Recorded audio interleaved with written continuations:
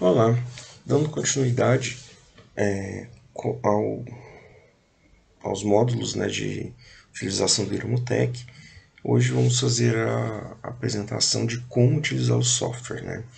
Então, uma vez o software instalado, então primeiro você baixa o software R, instala no computador, depois instala o Iramutec, né?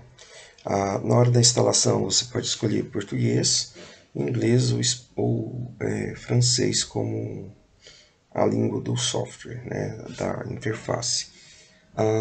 Basicamente, né, essa é a tela inicial do Iramutec. Toda vez que a gente vai utilizar, eu sempre faço uma verificação se o software está funcionando corretamente. Então a gente vai em edição, preferências, e vai aparecer uma série de opções, né? Tocar um som ao final da análise, então toda vez que terminar de rodar qualquer tipo de análise, ele vai dar um sinal sonoro avisando que terminou. Eu geralmente deixo em não. Verifique a existência de uma nova versão da inicialização. Então, para verificar se tem versões novas, eu mantenho sim. Idioma da interface, né? A gente pode alterar português, as opções que nós temos, né? Português, italiano, francês, inglês e espanhol. Pacote de instalação de R, né? Então a gente pode solicitar a verificação e ele vai verificar se ele vai fazer a verificação se está comunicando direitinho com o R e se todos os pacotes necessários para análise estão disponíveis. Então, é comum que quando a gente esteja fazendo as análises, né, abram telas do R e a gente continue fazendo o trabalho normalmente. Então, dá para utilizar o Iramutec e outros softwares quando está fazendo as análises. Ele concluiu que a instalação está ok. Então, a gente tem algumas opções, como por exemplo, conectar com outra biblioteca. O atalho do R é onde o R está instalado no seu computador. O espelho padrão do R, né, que é o CRUN, onde estão, os pacotes estão baixados. E aqui a gente pode mudar a quantidade de memória máxima para o R. Né? Eu deixo aberto para não limitar o nível de análise, os recursos computacionais destinados à análise. Ok, beleza, o software está funcionando corretamente. E a gente vai passo a passo para mostrar, né? Lembrando, a primeira coisa, né, a gente fez o corpus está numa pasta separada, só dele, e é onde o software, por default, vai salvar todas as análises. Então, aqui nós temos, né, o menu, temos matriz, então é quando a gente carrega uma matriz, então você já fez uma análise de texto, já você montou uma matriz dessa análise, são análises um pouco mais avançadas, né, em lexicografia, e o que a gente mais utiliza aqui é a análise do próprio texto, né, então a gente vai lá, clica no ícone vermelho, e a gente vai procurar o corpus que a gente vai trabalhar. Área de trabalho, corpus demonstração, corpus demo, que é o que a gente vai utilizar. Vocês podem ver que dentro dessa pasta a gente tinha salvo o arquivo em Word e o arquivo em TXT, mas só aparece o TXT como possibilidade. A gente manda abrir e vai abrir uma tela de opções. A gente tem que fazer algumas alterações aqui para que a análise ocorra corretamente. Então, definir caracteres, a gente vai em UTF-8, All Languages, que é a codificação que a gente usou para salvar. Idioma, português. E quais idiomas podem ser analisados? Francês, inglês, alemão, italiano, Swedish, português, Spanish, né, o espanhol, grego, Galício e outros, né? No nosso caso, português. Se a gente mandar rodar de uma vez, sem alterar o idioma, o Iramutec ele faz uma coisa diferente de outros softwares, ele muda o banco de dados. Então ele pode danificar o corpus. Dicionário padrão português. Eu posso mudar o dicionário, então o dicionário é um arquivo em formato TXT ou CSV que a gente elabora antes. A gente pode customizar o dicionário também do Iramutec. Padrão de saída, então é onde ele vai salvar todas as análises, todos os resultados. E ele já coloca a pasta, né, corpus demonstração e corpus demo, corpus 1, que vai ser o nome da pasta que vai salvar. A gente pode mudar? Pode. Marcador de texto, né, os 4 asteriscos que a gente usou para marcar cada entrada inicial do software. A gente pode mudar também por 000. Eu deixo geralmente os 4 asteriscos porque é mais fácil de utilizar. Use dicionário de expressões, crie segmentos de texto. Então ele mesmo vai fazer isso. Método de construção de segmento de texto, ocorrência, tamanho do segmento de texto 40. Tá? Eu posso, aqui são 2 opções que a gente altera quando a gente está trabalhando com textos específicos. Então aqui eu posso mudar para parágrafo ou caractere. O parágrafo ele vai entender cada parte do texto, então não é muito interessante a gente utilizar, porque cada parágrafo que a gente coloca, cada enter, né, vai delimitar um parágrafo. Só é interessante quando você tem textos pequenos e os parágrafos têm o mesmo tamanho, mais ou menos. E por caractere, a gente utiliza a opção caracteres quando a gente trata de textos muito curtos. Então imagina que você está analisando tweets. Aí você coloca caracteres e coloca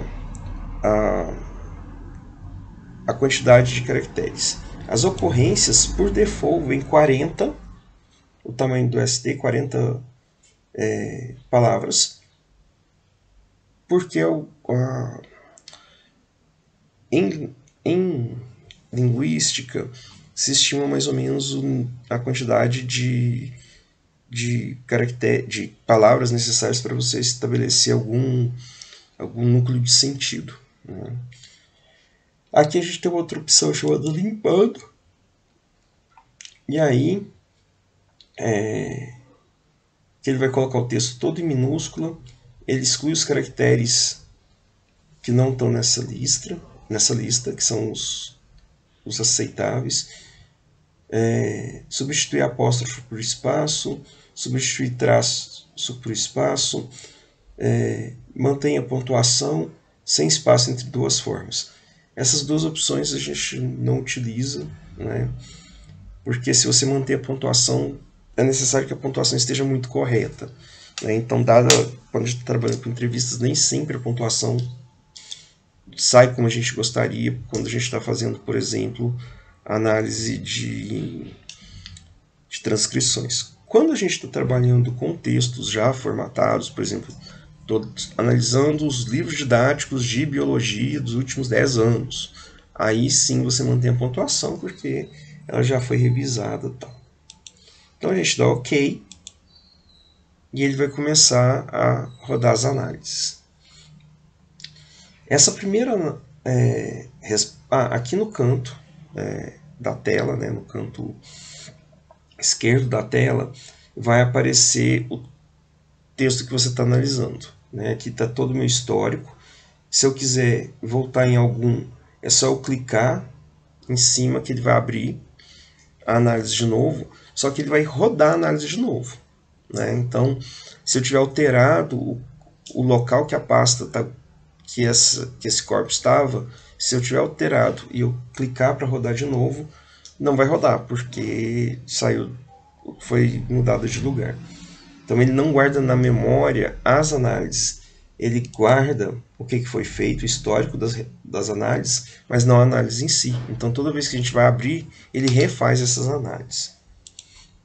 Então, corpus, né? Eu tenho um corpus demo, ele está classificado como português, o TF8, a pasta de origem, a pasta onde vai ser salvo os detalhes, data, tempo para fazer essa análise,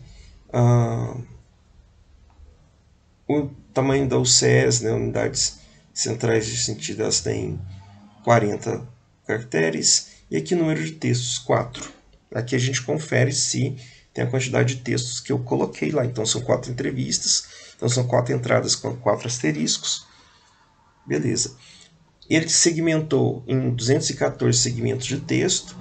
O total nós temos 7.706 palavras no total e 1.534 formas, ou seja, destas 7.706 palavras, 1.534 são as palavras individualmente. Assim. Então, por exemplo, os 7.706 é o total de palavras. Então, quantas independentes elas estão repetidas. Os 1.534 são as palavras que têm o texto e elas se repetem. E 937 palavras, 837 palavras, né, elas não se repetem, ou seja, 34% das formas e 10% das ocorrências são APACs, são as palavras que têm frequência igual a 1. Estima-se que mais ou menos até 25% de ocorrências é normal. Tá? Então, é muito comum. Quanto mais técnico for o linguajar das pessoas, ou mais típico, maior o número de APACs. Então, se eu tivesse como o corpus que a gente está analisando, ele é um corpus que todas as 4 entrevistadas são psicólogos organizacionais, a gente tem uma certa homogeneidade das falas. Então a gente vai ter ali esses 10% das ocorrências como APACs. Quando a gente tem entrevistas com pessoas de áreas diferentes, ou está analisando textos de áreas diferentes, o número de APACs aumenta. Né? Então, porque cada um vai trazer na fala aquelas palavras que são muito características do seu vocabulário. E aí a gente vai passar para as estatísticas descritivas. Né? Aqui, a partir da... A gente tem 2 formas, a gente... Só um minuto que o software fechou.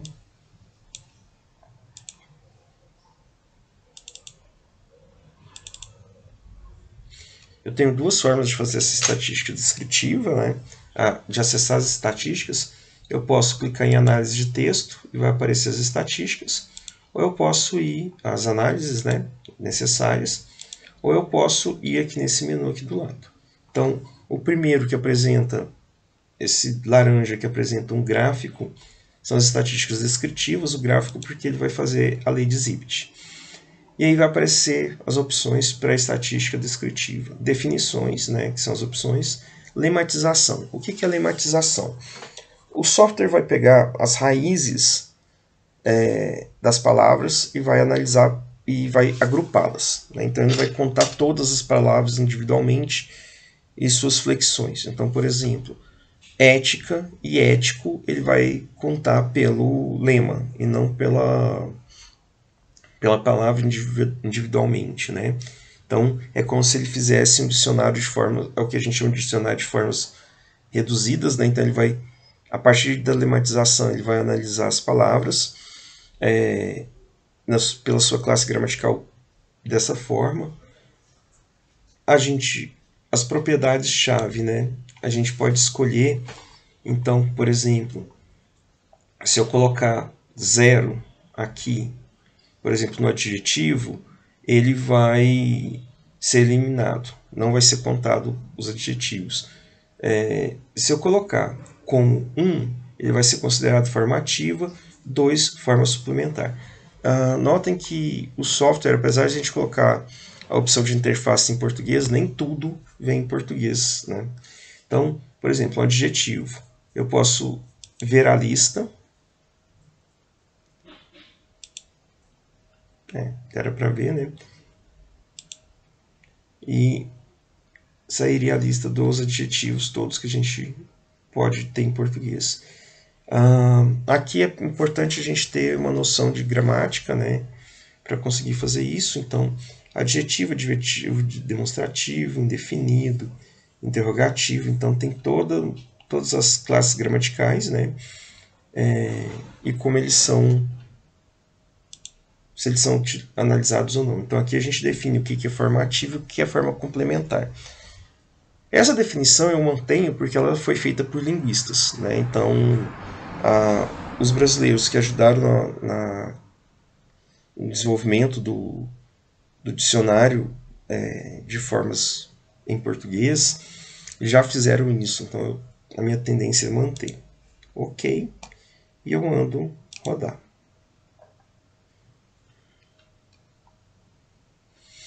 E aí ele faz o resumo estatístico, né? Número de textos, número de ocorrência 7.706. Então vocês podem ver que correspondem, né? Essas estatísticas. Número de formas 1068. Número de APACs, né? Então aqui ele já faz um refinamento maior do texto, da estatística, porque ele fez a lematização, então ele vai reduzir a quantidade de palavras, né? Então 500 APACs, que dão 6,49% das ocorrências e 46% das formas. Média de ocorrência por texto, ou seja, cada uma das duas entrevistas, a média de ocorrências, né, é 1926. Ocorrências é o total de palavras. Formas são as palavras individualmente analisadas. Então aqui a gente tem 7.706 palavras no total, sendo que 1.068 palavras diferentes. E aqui ele apresenta o gráfico da lei de Zipf. O que é importante observar aqui?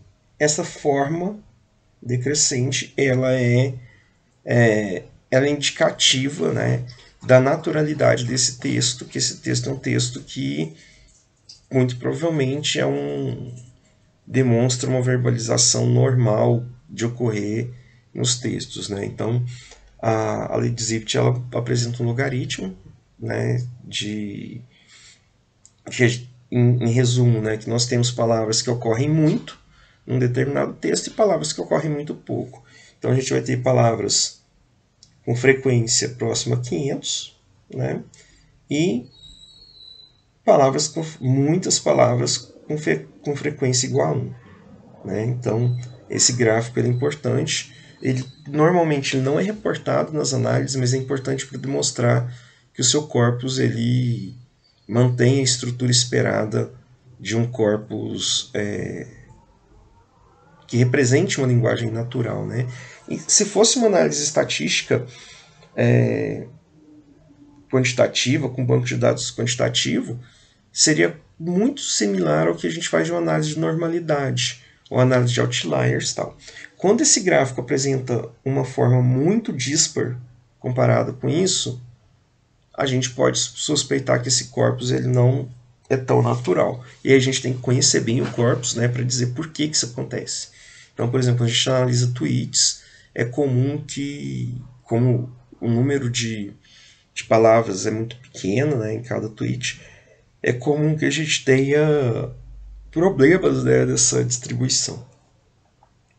E ele vai dar formas ativas. Então ele vai apresentar, né, não e a frequência e a classe gramatical, advérbio e tal. Eu posso, clicando nessa seta, ele vai pegar e jogar a frequência contrária, né, do menor para o maior das formas ativas. Formas suplementares, né, então geralmente são preposições, artigos definidos, então de, que, a, ser, em, o total, e aqui ele pega todas as palavras juntas, as formas ativas e complementares, e as APACs, as palavras que aparecem algumas vezes. Né? Então, por exemplo, quando a gente faz a classificação, né, a gente pode ver algumas palavras únicas. Né? Então, por exemplo, como a gente que realizou as entrevistas, a gente sabe que uma das pessoas falou empresa X, empresa Y. Então aparecem aqui essas palavras bem típicas, né, do vocabulário dos participantes. Né? Essas são as estatísticas descritivas e a gente analisa então o básico do texto. Passando disso, né, a gente começa já as análises mais inferenciais. A segunda opção, as pessoas normalmente chamam de flor, né, mas na verdade aqui é um gráfico cartesiano, um plano cartesiano, e a gente tem aqui as análises de especificidades e a AFC, que é a análise fatorial. Então, a análise fatorial de correspondência. A gente clica, a gente mantém essas opções, dá OK, e aqui a gente tem outras opções. Eu quero, normalmente, em psicologia, a gente trabalha com formas ativas.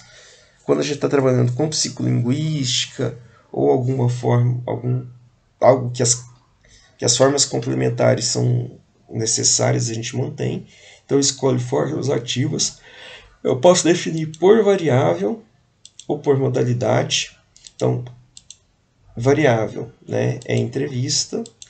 Modalidade, eu vou escolher uma das entrevistas. Aqui nessa lista vai aparecer também, né, se eu tivesse colocado sexo, faixa etária, tipo de empresa, é aqui que aparece a lista de variáveis. Eu vou excluir por entrevista, né? Então, como que ele vai fazer essa análise? Ele vai fazer uma análise agora comparando as entrevistas, né? Os vocabulários das entrevistas. Eu posso fazer essa análise se tivesse sexo, comparando o sexo, as falas, os textos, né, produzidos a partir de pessoas do sexo masculino ou feminino, empresa pública ou privada. Então, aí que a gente faz essa análise, né? Lei hipergeométrica, eu tenho duas possibilidades, lei hipergeométrica ou Q quadrado, né? O default geralmente é a lei hipergeométrica, então ele vai fazer a análise baseada em probabilidade, então é uma análise de probabilidade, e o Q quadrado é uma análise de...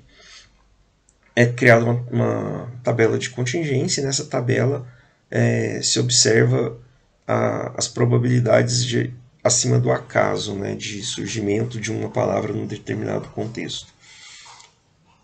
Frequência mínima 10, então ele não vai analisar palavras com frequência menor do que 10. Isso é interessante porque se a gente coloca uma frequência muito baixa, a gente exclui, a gente infla demais, e se a gente aumenta muito a frequência, a gente exclui palavras, tá bom? Quando a gente faz alteração nesses parâmetros, ou se a gente mudou o score de cálculo das especificidades ou de qualquer outra análise, é importante reportar no texto, que é algo que não é feito, né? Então, normalmente, então é importante fazer isso. Dou OK, ele vai fazer as análises, e aqui eu tenho, né, formas todas, formas comuns, tipos, formas de frequência, tipo de frequência, frequência relativa e tipo de frequências relativas e AFC. Eu vou mostrar um por um. Aqui o que significa isso? A entrevista 1, ela que está como o parâmetro, né, de cálculo, então o só é uma palavra característica da entrevista 1 e que ela não aparece na mesma proporção nas outras entrevistas. Então, os números positivos, né, eles dão e mais altos, eles dão a maior probabilidade daquela palavra estar naquele texto, né, e os negativos menor. Então, aqui nós temos uma fala que era característica, um termo que é característica da entrevista 1. Se eu quiser ver os da 2, eu clico. Eu posso colocar do que não é característico e do que é característico. Então, por exemplo, correio já é uma palavra que aparece na entrevista 2. Gestão, conhecimento, então. Qual a utilidade dessa análise? Quando estamos comparando grupos, por exemplo. Então, eu tenho dois grupos que são de empresas diferentes. Então, imagina que eu fiz grupo focal com policiais civis e policiais militares e policiais da Polícia Rodoviária Federal Lembrando, todos têm que ter o mesmo tema, os grupos focais. Eu vou verificar as verbalizações que são o vocabulário que é típico de cada um dos grupos. Entrevista 3.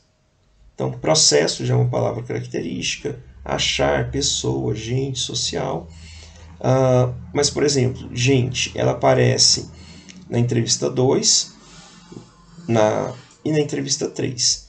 Só que ela aparece menos nas entrevistas 4 e 5. Então, ele calcula a lei hipergeométrica, né? Vai fazer a partir da lei hipergeométrica vai ser calculado um score. Esse score indica o quanto aquela fala é característica de um e não de outro, né? Não quer dizer que essa palavra não apareça no texto do fulano, mas que ele é menos provável naquele texto. E aí eu tenho as formas comuns, né? E aí a gente pode... Lá é o total de formas, que são as formas comuns, e pela frequência, né, absoluta. Os tipos, então, por exemplo, o adjetivo.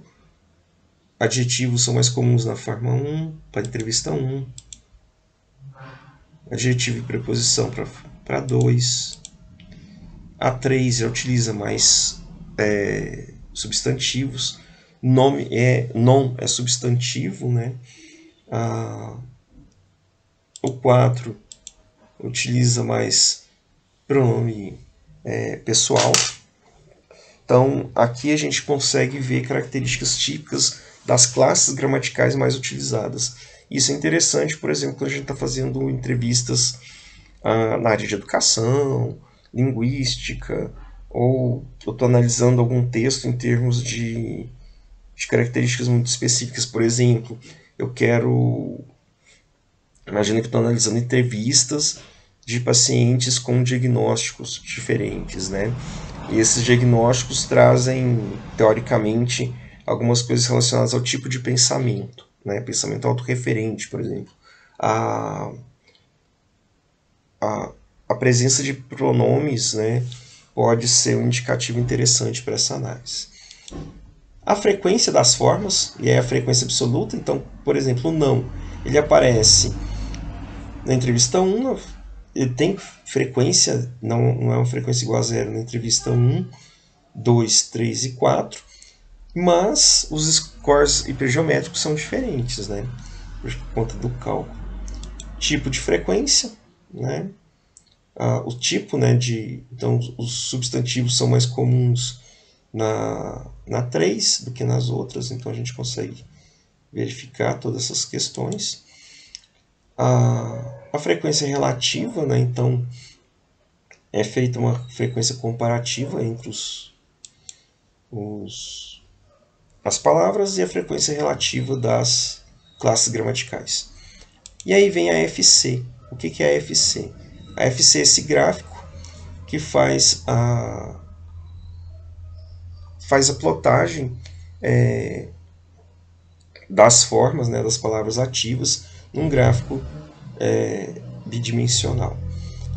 Esse gráfico, ele mostra, esse inicial, né, ele mostra as palavras e o quanto elas tendem a ocorrer, essas formas principais, o quanto elas tendem a ocorrer próximas e o quanto elas se distanciam. Então, quanto mais próximo do centro do gráfico, mais comum a todos os entrevistados, quanto mais distante nos quadrantes, mais comum a uma entrevista em particular, e quanto mais distante uma palavra da outra, maior a força de repulsão, né?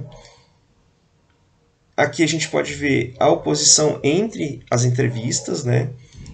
Então, se a gente lembrar que a palavra correio, ela aparece para o entrevistado 2 e não aparece tanto para os outros, é aqui que a gente consegue ver mais ou menos como que esses quadrantes estão. Quanto mais próximo do centro, e quanto mais próximo a entrevista da outra, mais próximo o vocabulário dessas pessoas. Todos esses gráficos, eles ficam salvos na pasta onde o trabalho está armazenado. Então, se eu vier aqui em Corpus Demo Estatística, eu tenho todas as informações e a imagem, né, o arquivo com a imagem da Lady Zipf. Especificidades eu tenho, e ele salva, né, várias pastas, várias planilhas, né, com os resultados. E ele salva também em TXT e ele salva alguns arquivos de R, que é esse RData. Aqui eu vou ter as imagens dos gráficos, ok? É importante notar, aqui são as classes gramaticais, né? E aqui, por exemplo, né, nós temos em termos de classe gramatical, não tem muita diferença entre os entrevistados. Mas em termos de vocabulário específico, a gente tem um pouco de diferença, né? É importante saber onde ficam salvos essas imagens, porque não tem jeito, não tem como a gente copiar daqui da interface, né, do Iramutec para um arquivo de texto, por exemplo, seu artigo. Mas lá você tem as imagens completas, né? Então a gente tem aqui as informações. Tipos de AFC, aqui é um AFC, né, das formas. O que é AFC? É uma análise fatorial de correspondência. É o mesmo princípio da análise fatorial, então vou buscar aquelas questões que são as ocorrências que são mais características, né, como se fosse possível eu fazer uma redução de dimensões, só que é fatorial de correspondência, ou seja, quanto cada texto, cada palavra corresponde a um determinado participante. Nesse caso, porque a gente está usando a variável de seleção a entrevista. Se eu tivesse outras análises, por exemplo, por sexo, aí eu faria a FC por sexo. O tipo de AFC, ela dá para a gente também aqui os tipos gramaticais, né? Então, AFC por formas, é por palavras, por tipo, né? Por classe gramatical. Essa opção, que é esse gráfico aqui do lado, ele dá a opção para a gente fazer uma segunda AFC um pouco mais complexa. Então, gráfico 2D ou 3D. Eu vou manter o 2D, o 3D geralmente a gente salva para apresentações. O 3D nem sempre ele fica legível. Formato de imagem, representação, coordenadas ou correlações. Eu vou manter coordenadas. Variáveis ativas, complementares, estrelas ou classes. Eu mantenho ativas.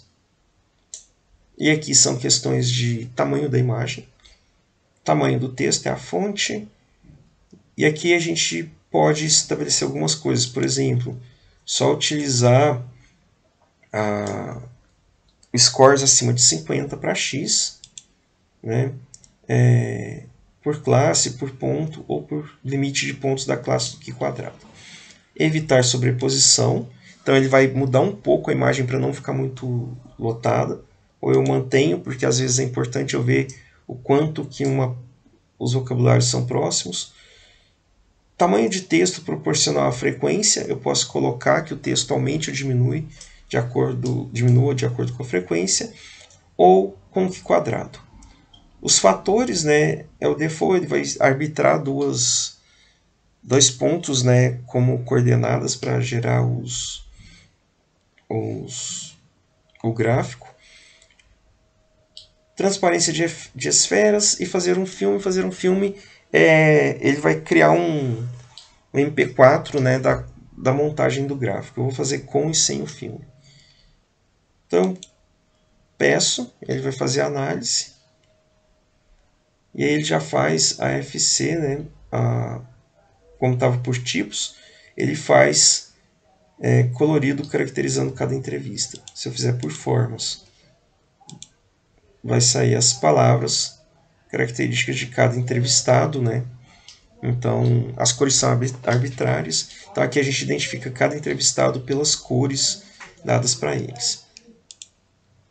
Aqui ele fazer um filme.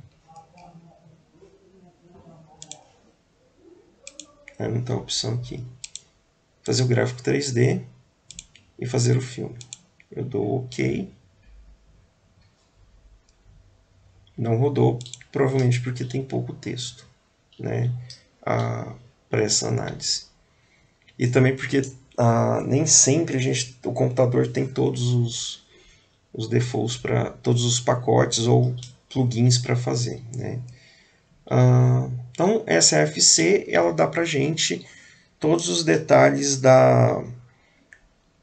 do vocabulário, comparando o vocabulário de um entrevistado com outro nesse caso, porque eu usei a variável entrevistado, mas eu posso usar entrevista, né? Mas eu posso usar quantas variáveis são necessárias. Então eu posso ter por grupo, posso ter por sexo, e aí por sexo ele vai agrupar, né? Quantas vezes repete, faixa etária, sei lá, o que você utilizou. Lembrando que é sempre a variável, ela é, nesse caso, nominal, né? Ela vai indicar classes comparativas. Depois, a gente, continuando, né? A gente tem a AFC, e aqui eles colocam o método Reiner, que é o criador da análise classificativa. Ele operacionalizou, na verdade, a análise hierárquica descendente, né, SHD, para o Alceste. Né? Então, aqui eles usam o nome do autor original, ao invés de usar o Alceste, por questões de direitos autorais e tal. Então, a gente dá OK. E aqui vem algumas opções. Dupla, sobre segmento de texto. Simples, sobre segmento de texto. Simples, sobre texto. Quando nós temos um texto muito, muito grande, aí a gente utiliza dupla. Quando o texto é mais simples, eu utilizo o default, que é o simples sobre segmento de texto, e simples sobre texto quando o texto é bem pequeno. Como que a gente sabe se o texto é pequeno ou não? É quando a gente faz a análise e ela não roda, na verdade. Né? Tamanho do segmento da classificação 1, tamanho da classificação 2, número de classes terminais na fase 1. Aqui a gente pode alterar, então a gente diminui quando o texto é muito pequeno. Então, aqui, o que é feito?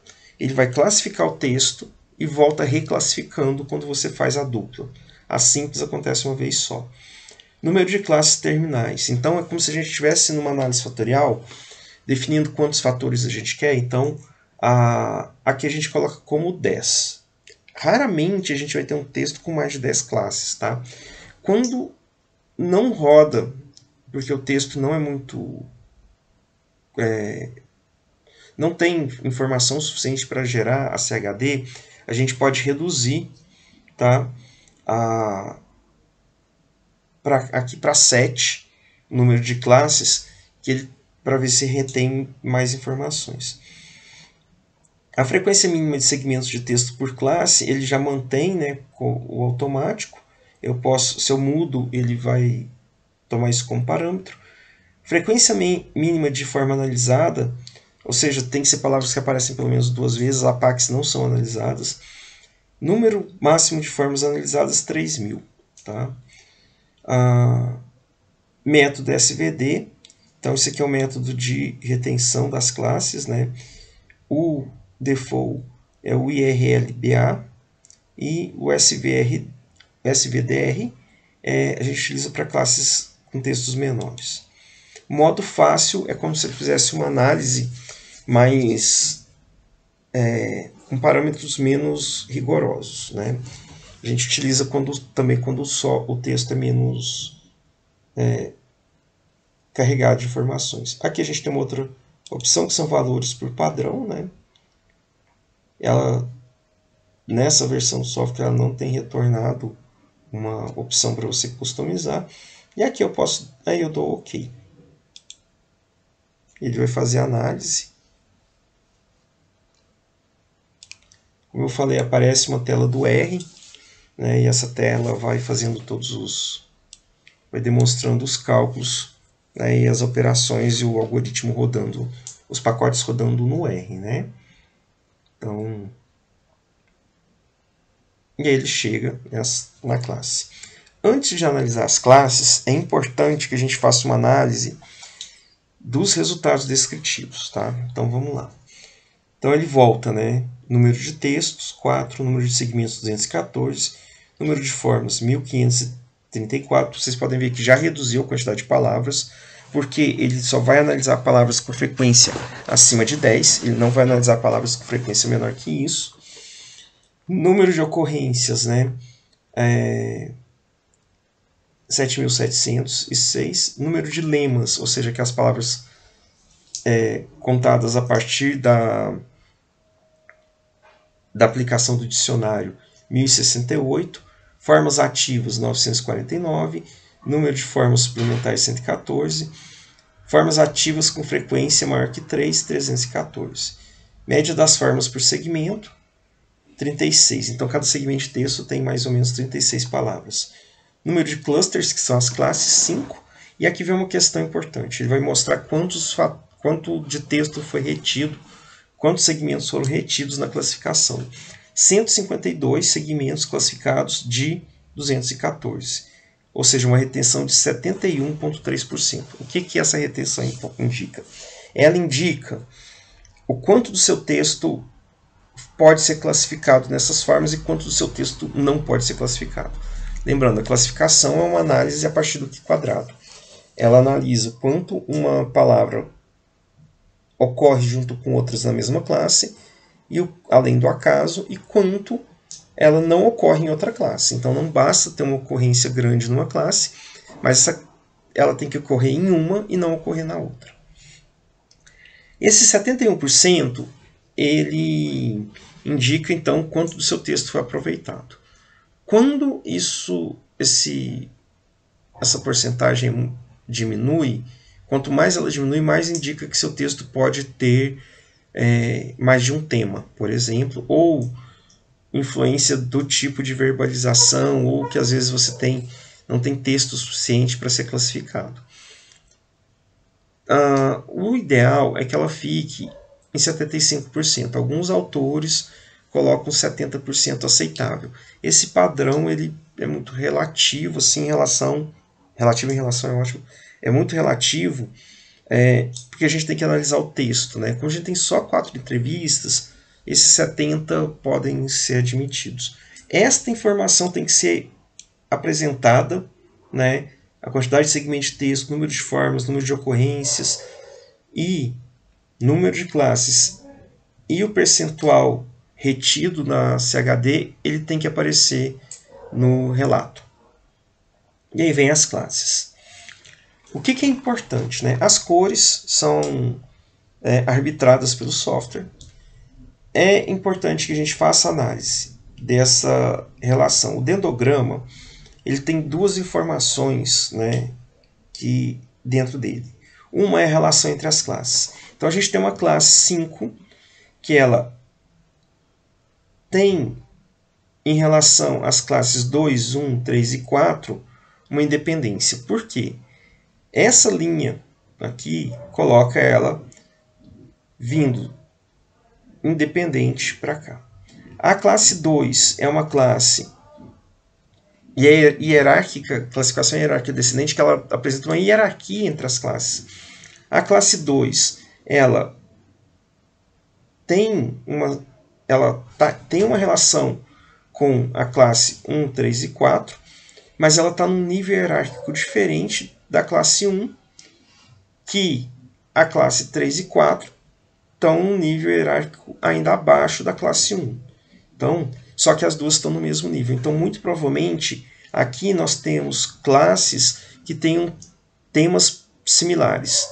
Aqui, na 5 e na 2, temas mais independentes. Então, é como que isso pode ser interpretado, né, essa relação.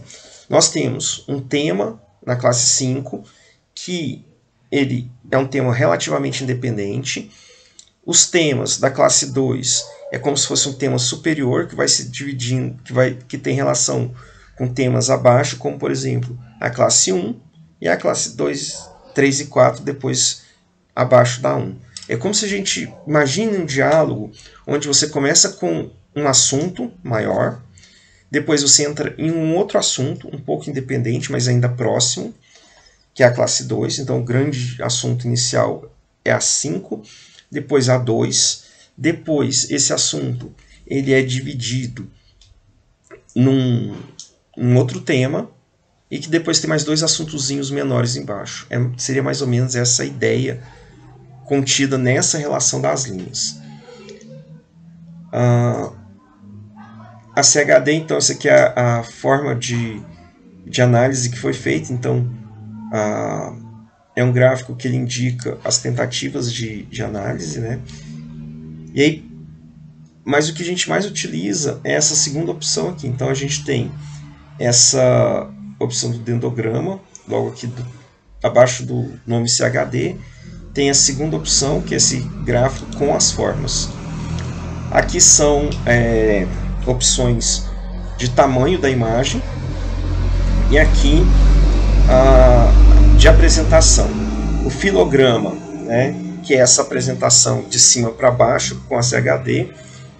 O cladograma, ele apresenta uma outra especificidade de imagem, e eu vou fazer um de cada para que vocês vejam como que fica. Então, ok. E aí aparece, né, classes. Vou começar da 5, né? Área, ano, recursos, gestão de pessoas, estágio, atualmente, humano, formar, formado, depois analista, mestrado estratégico. Então aqui essa classe, é lógico que é necessário conhecimento do texto que está sendo analisado. Então muito provavelmente essa grande classe inicial, ela apresenta a classe 5, ela está se referindo à formação e a entrada na área de psicologia organizacional. A classe 2, né, ela começa a tratar de assuntos dentro já da gestão, né, liderança, equipa. Aparecem as palavras em português de Portugal porque ela foi lematizada, tá? Precisar, projeto, trabalhador, oferecer. Então, muito provavelmente essa classe está dizendo de fatores organizacionais relacionados aos riscos psicossociais no trabalho. A classe 1, né, ela já trata de algumas questões mais específicas, como dos riscos, só, e aí a gente tem que ir no texto para verificar o só está se referindo a quê, né? Número, prevenção, segurança, nunca, altura, ambiente, também, realmente, sentido. Então, a partir dessas palavras, a gente tem que verificar se elas fazem parte de uma classe, né? Então, provavelmente, a gente está falando de características mais ambientais do trabalho. E aí a classe 2 e 4, né? Treinamento real, assim, querer, saúde, indicador. Provavelmente está falando de monitoramento e avaliação de riscos psicossociais. E a 4, né? Questões mais gerenciais, né? Por que medo, risco, vista, significado, excessivo, complicado. Então a gente tem que analisar cada classe. Aqui, nessa opção perfis, a gente tem as palavras todas. E a palavra, né? Então a gente tem a frequência, né, no segmento de texto, a frequência total, a porcentagem, o que quadrado, a classe gramatical, a forma e o P, né?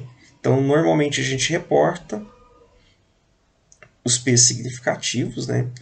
Então, que vai ele sinaliza os P's significativos, então até esse 0,4. Os outros já não são significativos, então ele dá o NS não significativo. A classe 2, então todos os textos, todas as palavras, né? Então a gente consegue identificar e trabalhar. A imagem ele não traz todas as informações. O que a gente pode fazer também? Eu posso, aqui, eu fico em dúvida nessa palavra só. Eu clico com o botão direito e peço formas associadas.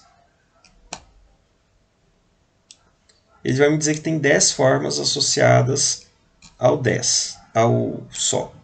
Eu clico, por exemplo, que quadrado por cluster, ele vai me dizer o quanto que essa palavra, o que quadrado dessa palavra em cada uma das classes. Por exemplo, então ele me apresenta e que é muito característico da classe 1 e que não é tão característico das outras classes. Isso também ainda não entendi o que é a palavra só, eu quero saber o que ela é. Eu venho aqui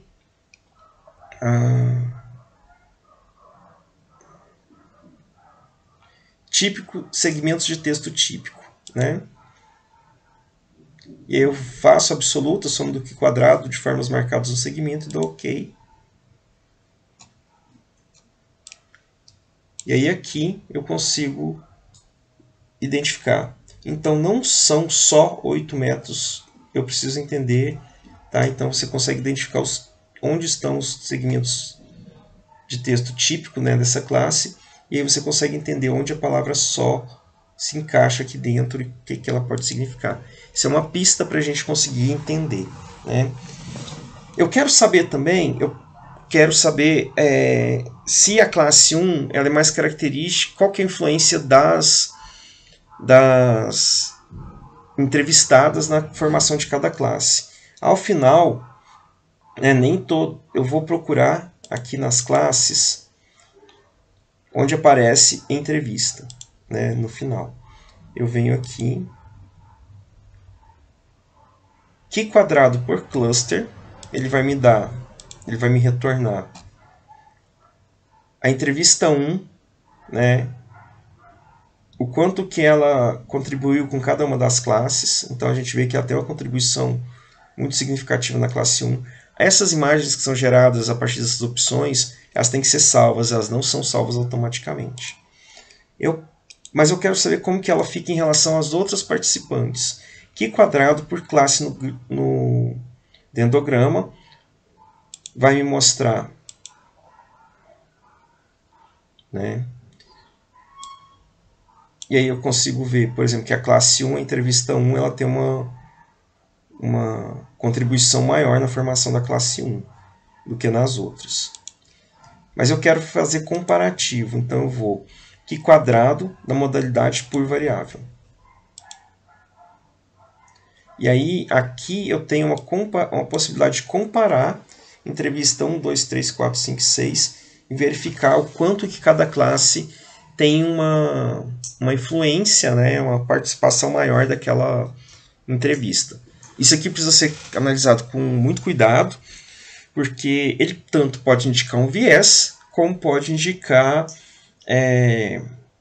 algum tipo de, na fala, um predomínio da preocupação da pessoa com aquilo. Então, assim, a gente tem que ver o quanto que isso é característico, né?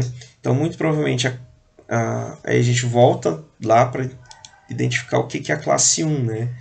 A classe 1, a gente está falando de questões mais do ambiente de trabalho. Então, a gente volta para verificar, será que é um psicólogo que trabalha na indústria? Que no nosso caso a gente sabe que é, né? Então, aí a gente já vê que tem uma questão importante aí. Não necessariamente invalida a entrevista, mas você vai ter que justificar isso depois. Então, os perfis são essas informações. A gente utiliza hoje os perfis para montar as informações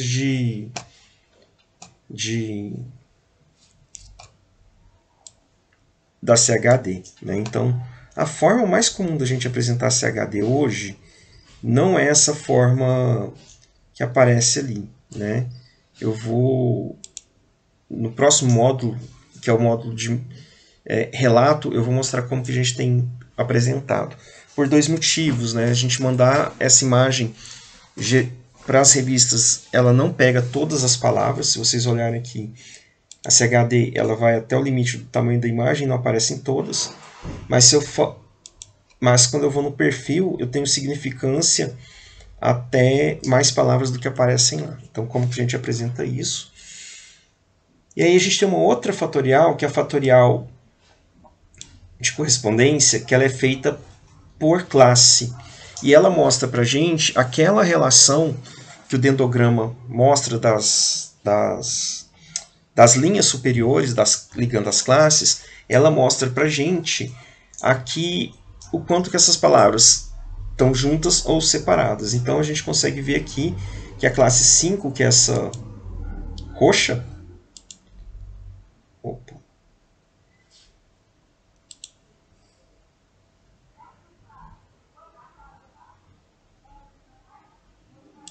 acabei fechando, vou ter que rodar de novo.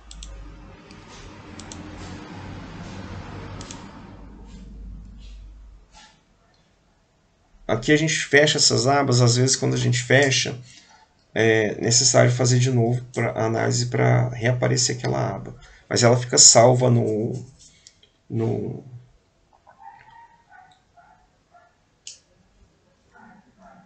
arquivo, né? AFC. Então aqui, aquela classe roxinha, que é a classe 5, ela é um assunto separado das outras. Então provavelmente foi. Aí a gente entende pela condução da entrevista. Foi a pergunta inicial para quebrar o gelo. Como que você entrou na área de psicologia organizacional? E aí é interessante que ela vai mostrando, né, algumas questões gerais, mas quando o vocabulário começa a chegar perto das atribuições, vai ficando mais específico.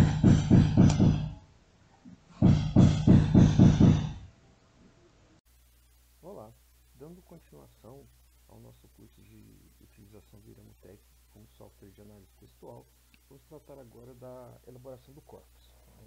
A elaboração do corpus, como mencionado no módulo anterior, ela é parte crucial para o processo de análise dos dados, por alguns motivos. O primeiro deles é que o corpus, uma análise textual, ele equivaleria ao banco de dados, e a forma que o seu banco de dados é organizado vai impactar nos resultados que você vai obter em relação a esse banco. Né? Uma segunda questão é que a elaboração do banco ela também traz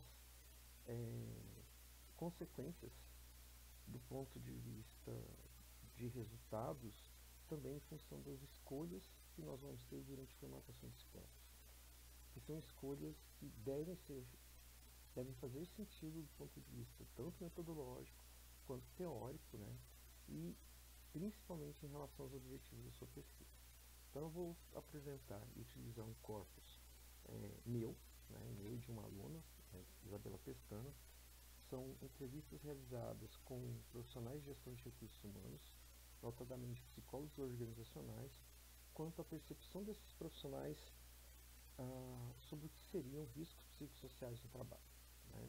Então, até um tempo atrás a gente não era recomendável trabalhar o corpus no Word. Hoje não tem mais, não tem tanto problema mais. Então, a primeira coisa que a gente faz é organizar, né? A nossa opção aqui foi juntar todas as respostas de cada entrevista, né, sem as falas do entrevistador, e agrupar nos textos. Né? Então a gente tem aqui a entrevista 1,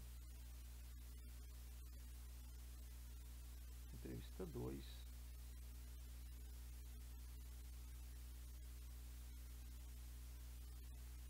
entrevista 3 e assim por diante. Né? Se não me engano, são entrevista 4,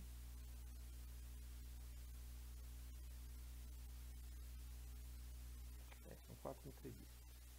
Nós temos um total de 13 páginas, mas o que conta na realidade não é a quantidade de texto, né, em termos de páginas, né, porque tem questões de formatação e tal. Então, o que a gente começa fazendo? Né? Eu recomendo utilizar essa opção, né, que é mostrar tudo, que é o Ctrl asterisco. O que ele faz? Ele vai mostrar em todo o texto onde a gente tem espaços, onde a gente tem parágrafos e também caracteres ocultos. O que são caracteres ocultos? Eles aparecem na forma de uma barra vertical cinza. Quando a gente se depara com esse tipo de informação, ela tem que ser deletada.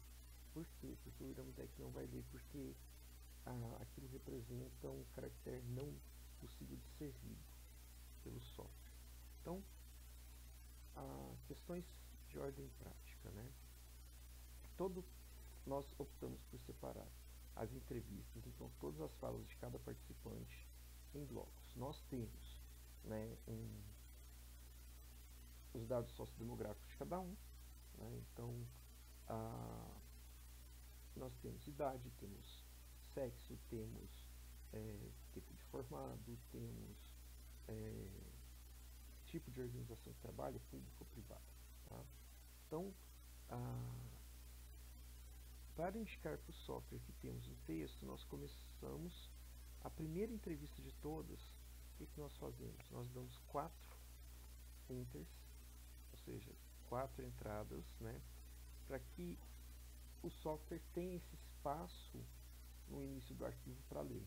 Se a gente colocar sem isso, sem esses 4 enters no começo, ele vai contar só 3 textos, não vai contar o primeiro. Né?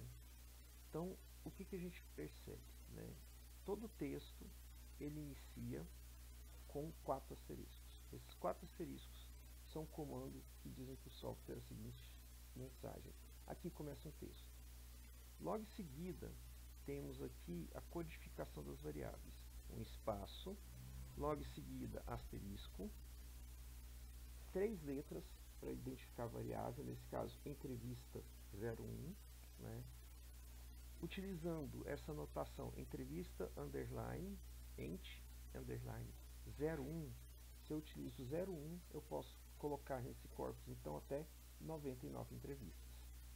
Se eu coloco 1, eu só posso chegar até 9, porque depois o software não vai ler dessa forma.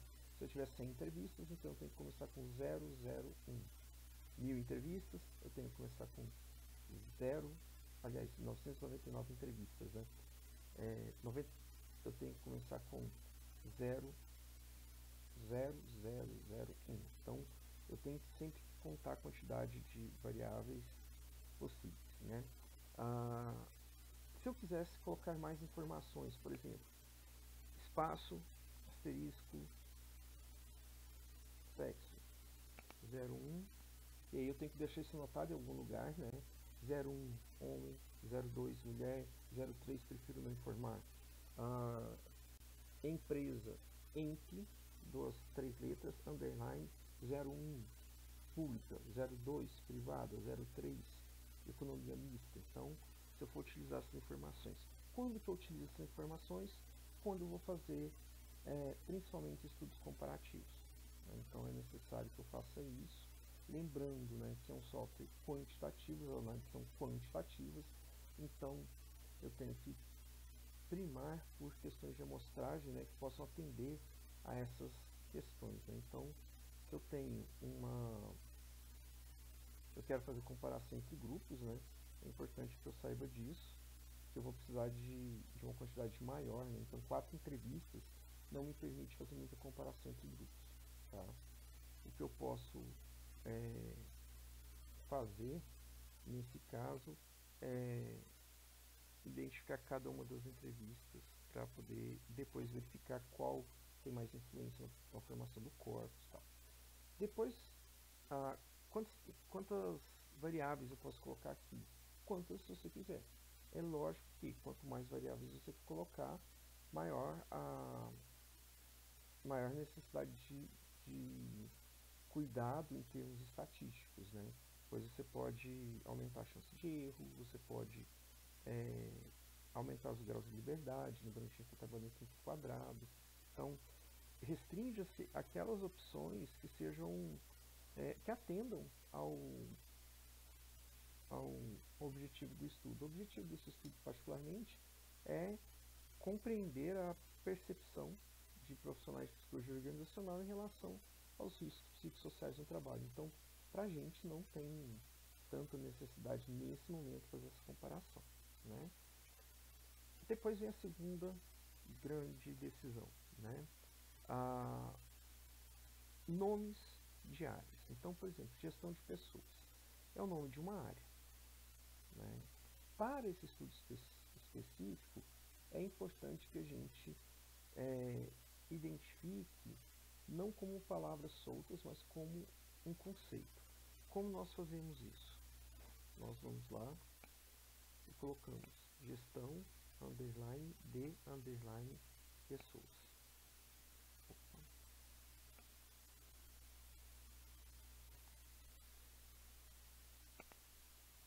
Então, daqui para frente, o gestão de pessoas ele vai ser entendido como um conceito único e não como uma palavra, 3 palavras separadas, né? Ou os termos que o software usa, né? Ele vai ser tratado como uma forma e não como 3 formas separadas. É importante algumas questões. Eu vou fazer isso nesse corpus com gestão de pessoas, psicologia organizacional e riscos psicossociais no trabalho. É importante que a gente tenha em mente a seguinte questão. Eu posso fazer isso até que limite, depende da sua pesquisa. Se você trabalha na área de linguística ou de psicolinguística, ou se você vai se ater muito às classes gramaticais que são utilizadas na construção do corpus, quando a gente faz isso, a gente pega gestão, que é um substantivo, ter, que é uma preposição, e pessoas, que nesse caso funciona como um modificador, seria um adjetivo, apesar de ser um substantivo, né? O que acontece? Essas 3 classes gramaticais vão desaparecer. Então, dessa palavra, né? Ela vai ser classificada como não classificável, não identificável pelo software. Então, se o seu foco é na gramática, toda vez que você junta as palavras dessa forma, elas não serão classificadas, então vão ter um impacto nos seus resultados em termos de resultados. Eu posso procurar o texto inteiro, a palavra gestão de pessoas, e trocá-la. Ou eu posso dar um Ctrl C, usar Ctrl U, gestão de pessoas, localizar, substituir por gestão underline de pessoas, e eu vou lá em substituir tudo. Ou seja, 15 substituições. O mesmo eu posso fazer com psicologia, organizar.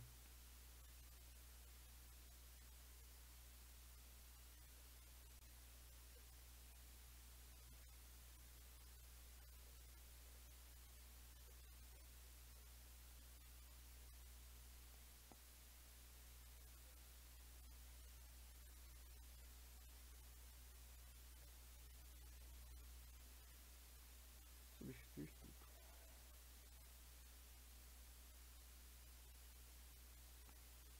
Aqui, outras observações, né? Então, siglas, CLT, né? Eu posso substituir ou não, vai depender do objetivo do trabalho, né? Ou eu posso manter da forma que está. Eu posso, por exemplo, se eu for trabalhar com, lembrando dos objetivos e dos trabalhos que o CEPAC realiza, né? Então, por exemplo, corpos que estão relacionados a falas de polícias, né? Então, polícia militar, então transforme no conceito. Polícia civil, transforme no conceito. Se você está tratando de várias polícias, Polícia Civil do Distrito Federal, então PCDF ou Polícia underline Civil underline do underline Distrito underline Federal, tá? Então, são as 2 formas que a gente pode fazer isso, né? Eu, particularmente, mantenho as siglas quando elas são reconhecidas popularmente, ou quando e guardo essas alterações do underline para conceitos mais amplos. Então, por exemplo, ambiente de trabalho, ambiente underline de underline trabalho. Inteligência emocional, vai que você trabalha sobre isso, inteligência underline emocional. Então, a gente vai focando nisso. Quando que eu troco? Por exemplo, aqui tem gestão de pessoas, psicologia organizacional, docência do ensino superior. No nosso caso, não é um termo tão importante, então a gente vai deixar para lá. Então a gente não vai fazer isso, né? Então eu vou procurar aqui nesse texto agora.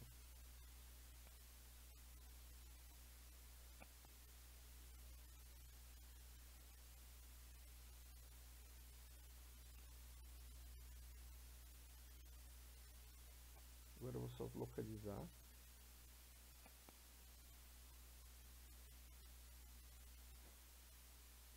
E vou tentando procurar.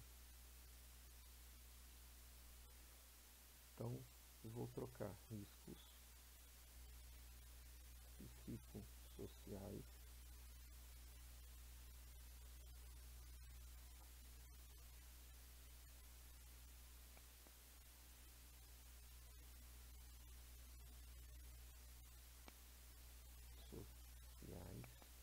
por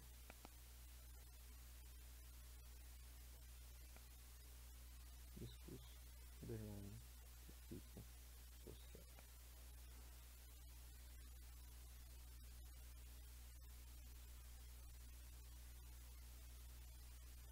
Por exemplo, nós temos aqui algumas siglas, né? PCMSO, que é o Programa de Controle Médico de Saúde Ocupacional, PPRA, que é o Programa de Prevenção de Riscos Ambientais. Como na área específica dessa pesquisa são termos que são conhecidos, eu não vou fazer substituição. Eles não serão analisados como pertencentes a alguma classe gramatical, eles serão colocados como não identificáveis pelo software, tá?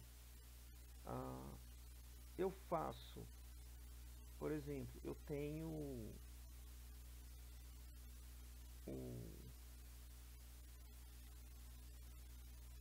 o nome da empresa, né? Eu mantenho ou não, então vai depender, né, de questões éticas também. Então a gente tem sempre que lembrar que eu não posso, os meus membros meus participantes de pesquisa não podem ser identificáveis, então eu troco por empresa ou organização. Então, nesse sentido. Por exemplo, outra varredura que a gente vai fazer. Aspas, asteriscos, chaves, colchetes, parênteses, cifrão, símbolo de porcentagem e estilizado. Nenhum desses caracteres especiais podem aparecer, hashtag, arroba, nenhum desses caracteres especiais podem aparecer durante o texto. Eles têm que ser todos retirados. Então, como o jeito mais prático de fazer isso, né, eu volto e utilizo normalmente a ferramenta do Ctrl U e, por exemplo,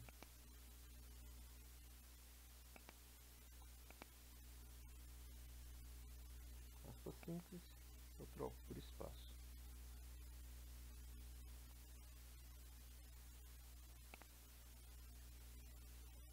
Novamente, troco por espaço. Aquele equívoco que tem cifrão, mando substituir, não tem, arroba. Então você pode fazer esse processo, né? O ideal é que que você já saiba essas questões, né, do uso dos caracteres quando você for fazer a transcrição, tá? Então você já faz a transcrição alterando isso, né? Então, quando a gente vai fazer, é importante que a pessoa tenha isso em mente quando ela estiver realizando. Correção das palavras, né? Depende do que você está estudando. Então, por exemplo, se vai alterar, né, significativamente a verbalização dos indivíduos, é importante que a gente leve em consideração se eu vou corrigir ou não a fala dos indivíduos, né? Então, imagine que estamos fazendo uma pesquisa comparando uma pesquisa de cunho mais etnográfico, né? Então tem objetivos mais de compreender as particularidades de verbalização de cada, ou de significação de mundo de cada grupo. Então faça minhas correções. Todas as alterações que a gente faz, a gente tem que informar no relato de pesquisa. O último módulo, a gente apresenta um modelo, né, uma sugestão de como relatar pesquisa, resultados de pesquisa utilizando o Iramutec e como discuti-los, né? Então, a gente já fez essa limpeza. Então, por exemplo, NRs, né, são as normas regulamentadoras do trabalho. A gente mantém dessa forma porque elas são importantes, já são conhecidas na área. Pontuação, como vocês podem ver, não tem parágrafo.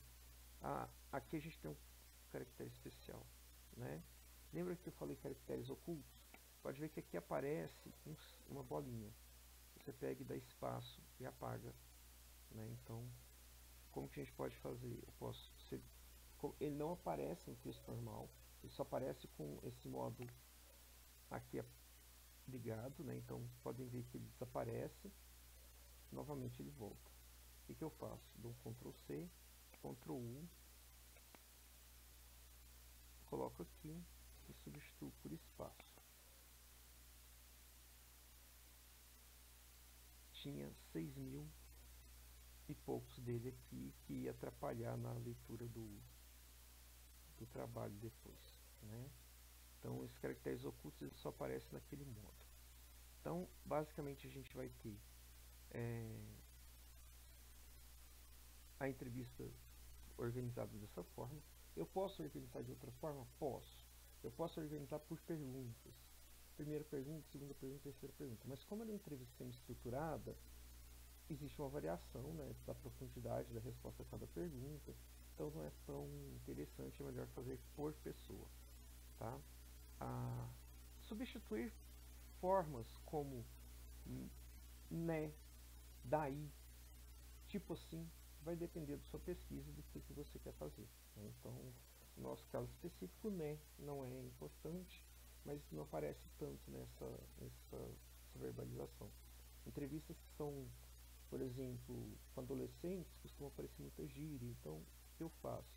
Ou áreas que são muito específicas, né, como por exemplo, estou lidando com publicitários, então tem uma tendência a utilizar muitos termos em inglês, né, que é da área.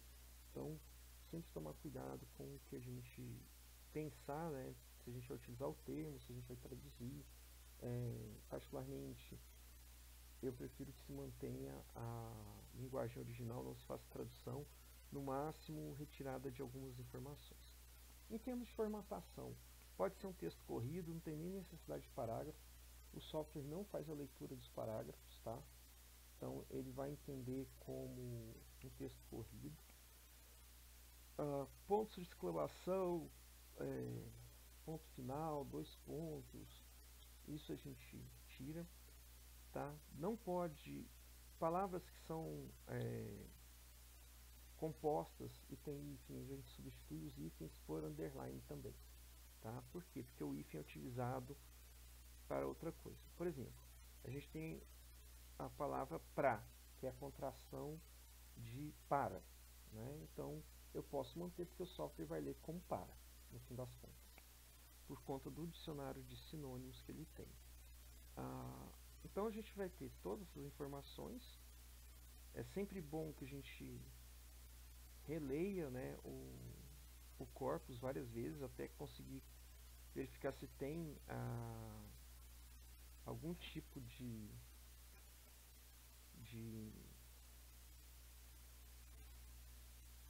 erro, né?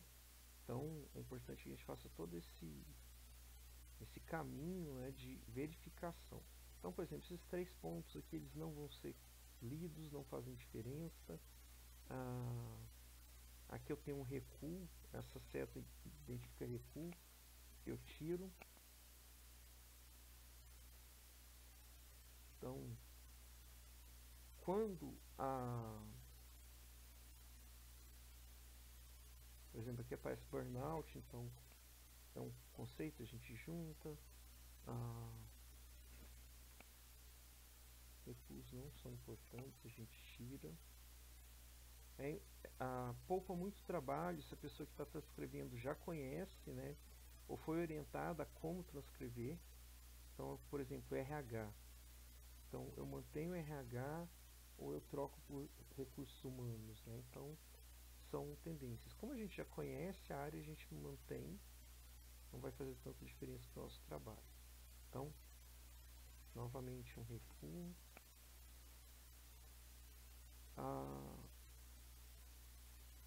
Toda a entrevista, né, todo texto que você vai trabalhar, você tem que editá-lo. Não dá para pegar um texto e jogá-lo no Iramutec da forma que está, sem fazer essa limpeza, né, de questões. Erros muito sérios de digitação precisam ser resolvidos, né? Onomatopeias. Algumas pessoas, dependendo da tradição de transcrição, tendem a colocar e. Então, é necessário que se tirem esses termos porque eles não contribuem no texto, né? Eles são úteis, mas não para esse tipo de análise. O software não faz análise de sentimento, então e também não é focado em análise de discurso. Para análise de discurso, análise de sentimentos, as interjeições são importantes. Nesse caso, não entram, tá? Então, vocês podem perceber que o corpus ele não é a fala literal. Ele é um banco de dados tratado, né, para que seja realizada a análise. Algumas questões, depois que a gente faz toda a verificação do corpus, né, a gente vai lá e faz o salvamento do corpus. Como se faz o salvamento?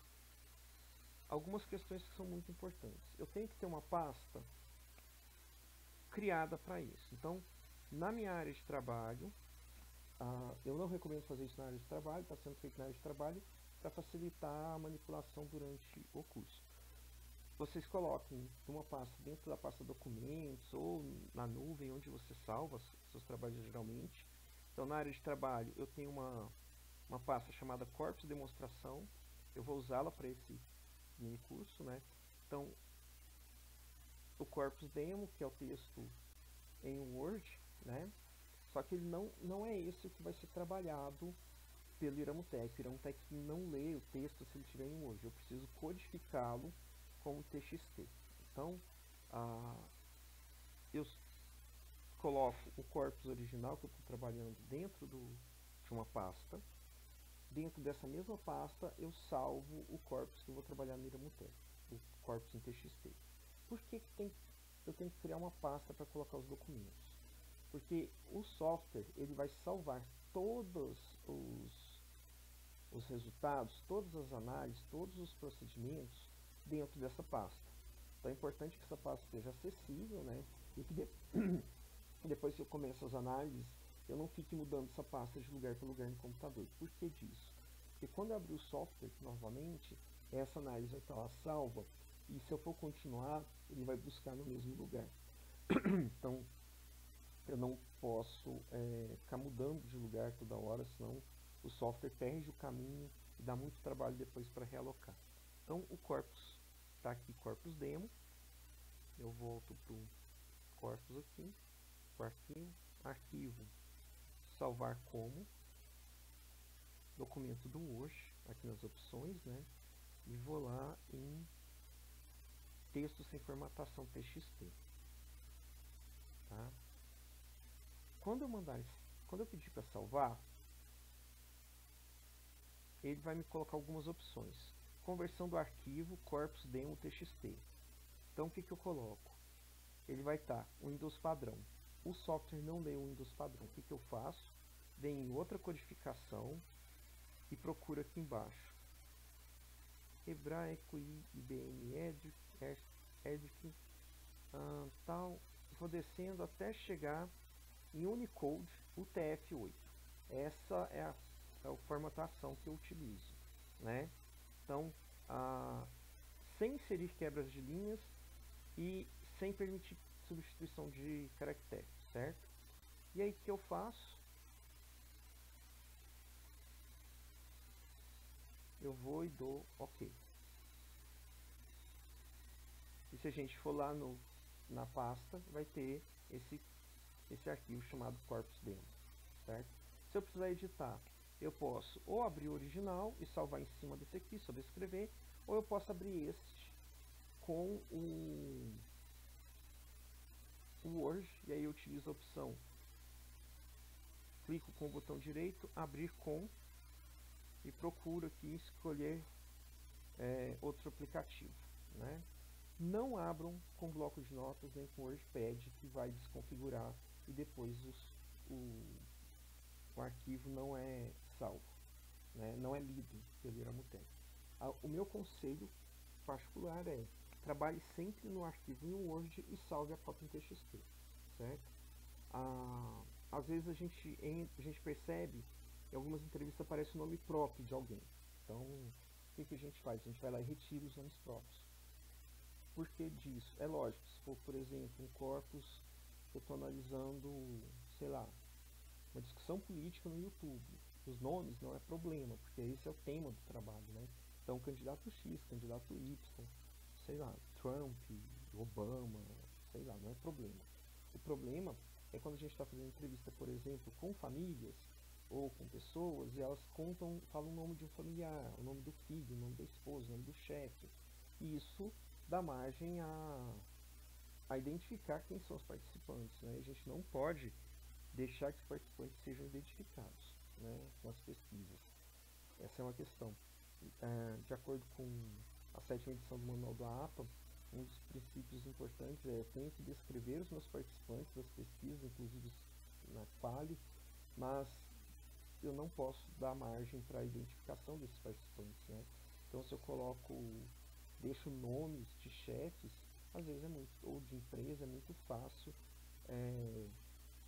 que a pessoa identifique ali. E detalhe, eu só posso deixar o nome da empresa se eu tenho autorização da empresa para fazer essa pesquisa, né? Então, eu tenho que ter isso em mente. Então, essa é a forma de salvamento do corpus, né? E o próximo módulo eu vou mostrar como que a gente faz a análise dos dados a partir